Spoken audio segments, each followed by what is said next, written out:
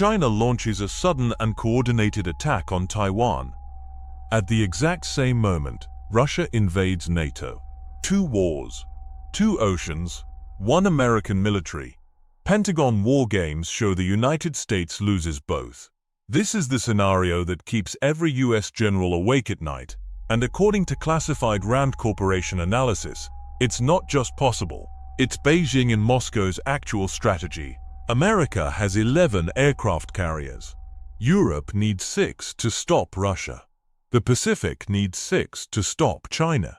The math is simple and devastating. Split the force and lose everywhere. Concentrate on one theater and surrender the other. There is no good option, and China and Russia know it. Today we're running the war game simulation that the Pentagon doesn't want you to see. Day by day, decision by decision. How the world's 2 largest militaries would coordinate to defeat the United States. And more importantly, how America actually fights back. Because the outcome isn't decided yet. Make no mistake, this scenario is not a work of fiction. This is what Pentagon war games actually show. Welcome to this strategic edition of Battlefield Insights. This is a war game simulation, not a prediction of what will happen, but a strategic analysis of what could happen based on Rand Corporation multi-theater modeling, CSIS wargame scenarios, and Pentagon force structure analysis. We examine military mechanics, not advocate for conflict. We'll walk through 5 critical phases: the coordinated attack, America's first response, the economic war, alliance collapse, and the final outcome. Each phase builds on the last. Each American decision creates the next crisis. Hit subscribe, because what happens in this simulation determines whether America wins or loses the next great power war. Day 1. 3 in the morning Washington time. China launches 400 ships toward Taiwan simultaneously with missile strikes on US bases in Japan and Guam.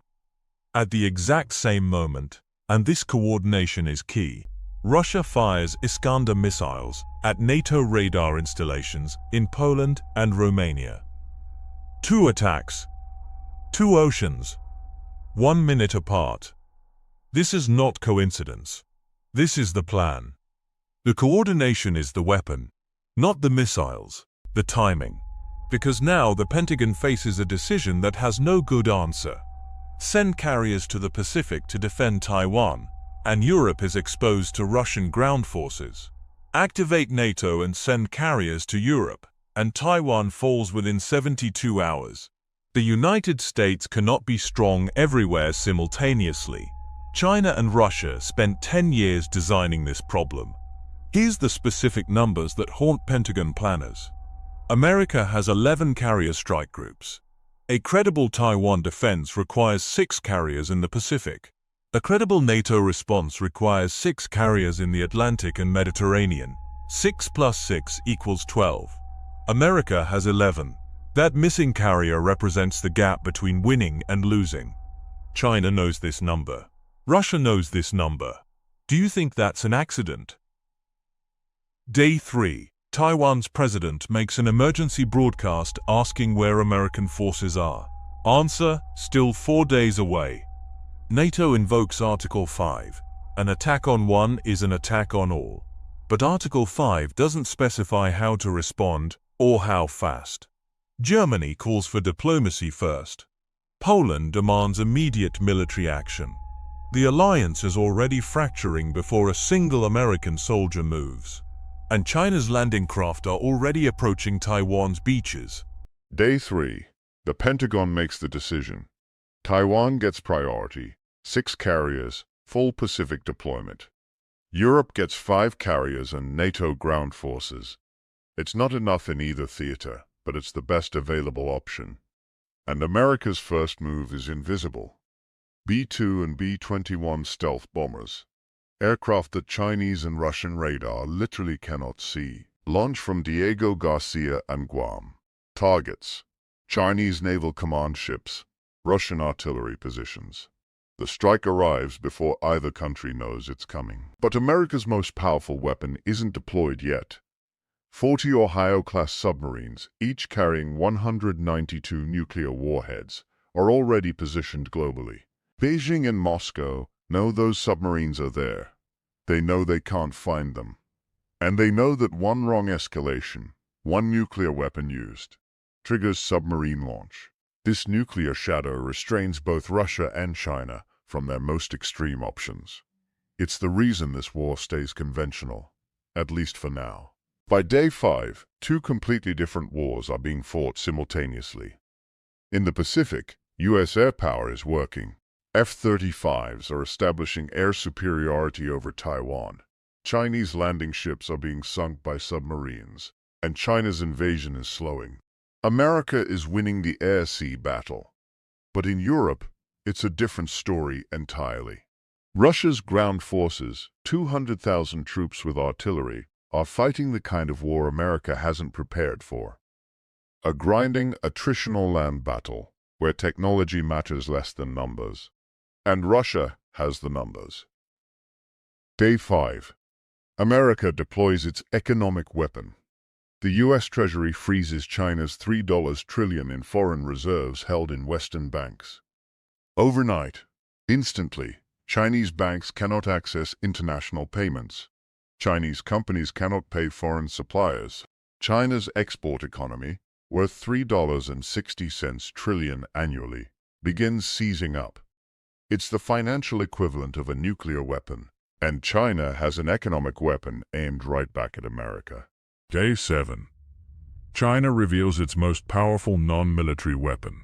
Rare earth elements, the materials used in every F-35 fighter jet, every Tomahawk missile, every advanced weapon system America produces. China controls 80% of global supply, and Beijing suspends all rare earth exports to the United States and NATO allies. Immediately, this isn't a sanction.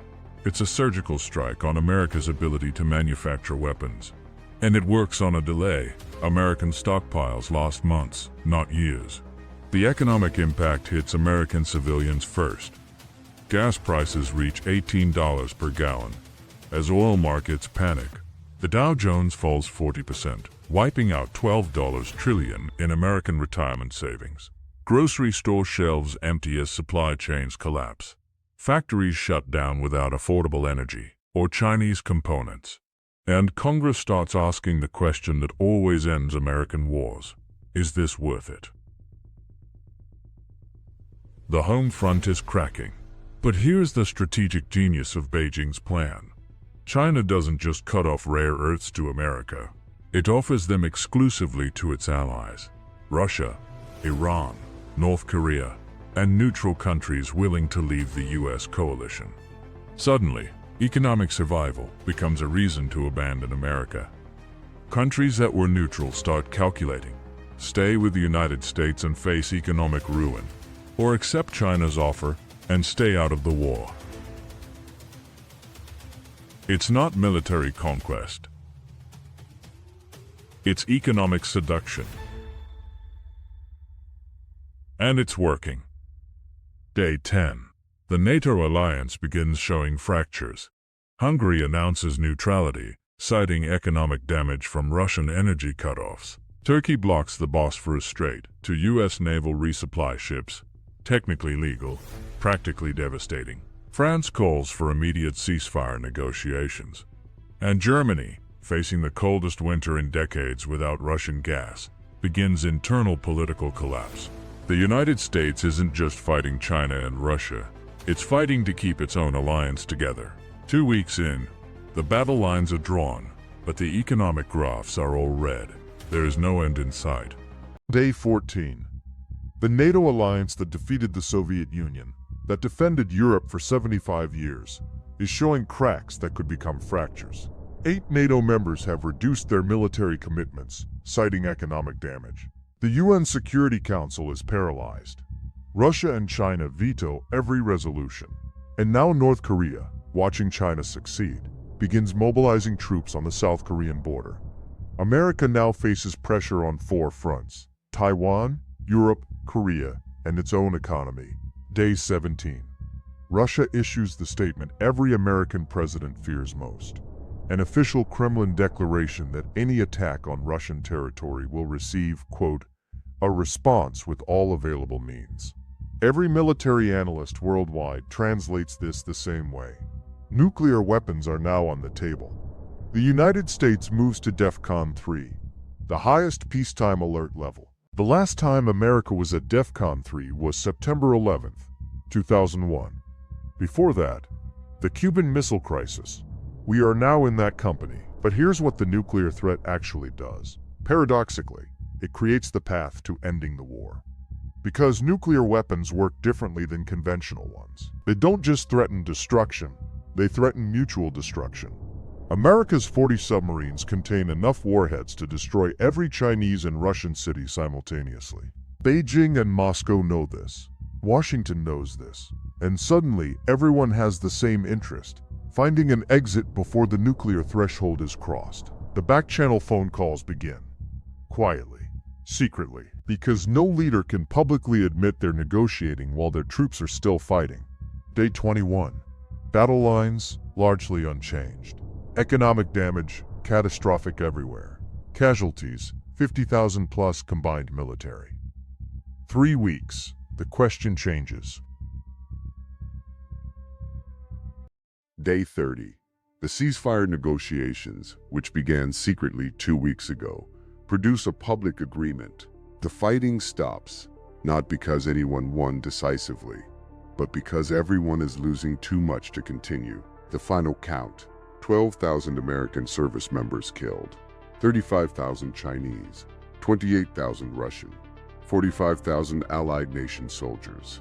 And economically, the global economy has lost more value in 30 days than the entire cost of World War II adjusted for inflation. So who wins? Taiwan remains independent, China's invasion failed, Russia's NATO offensive stalled and reversed. America's military objectives were achieved. On paper, the United States won. But here's the uncomfortable strategic reality. America emerged from this war with $50 trillion in national debt, a fractured NATO alliance, and a domestic economy that will take a decade to recover. China failed to take Taiwan, but it demonstrated it could make war too costly for America to sustain. That's not victory for either side. That's a world that learned the lesson of mutual destruction the hard way. 3 things saved America. First, nuclear submarine deterrence prevented escalation to all-out war.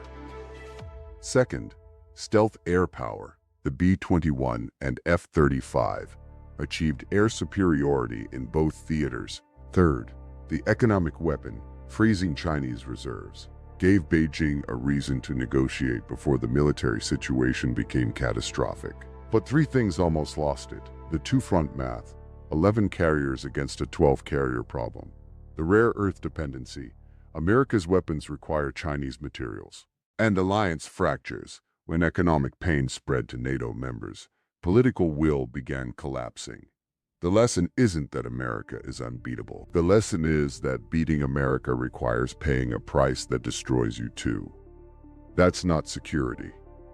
That's mutual assured destruction with extra steps.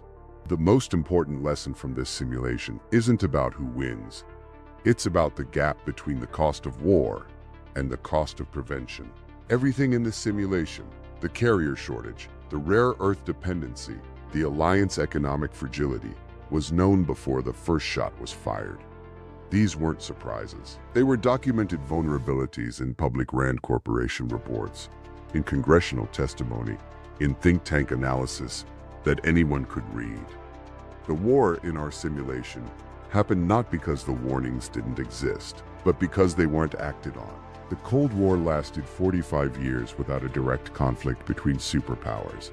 Not because the weapons didn't exist, they absolutely did, but because deterrence worked, because both sides understood that war would cost more than any possible gain. That equation still holds today. The nightmare scenario in this simulation is preventable, but preventing it requires understanding exactly how it happens. That's why these simulations matter. Not to predict war, but to make it less likely. Strategic analysis that cuts through the noise. That's Battlefield Insights. Subscribe for weekly breakdowns of the military and geopolitical crises shaping our world. Next video, how America's B-21 Raider could end a war before it even starts, the stealth bomber that China and Russia genuinely fear. See you then.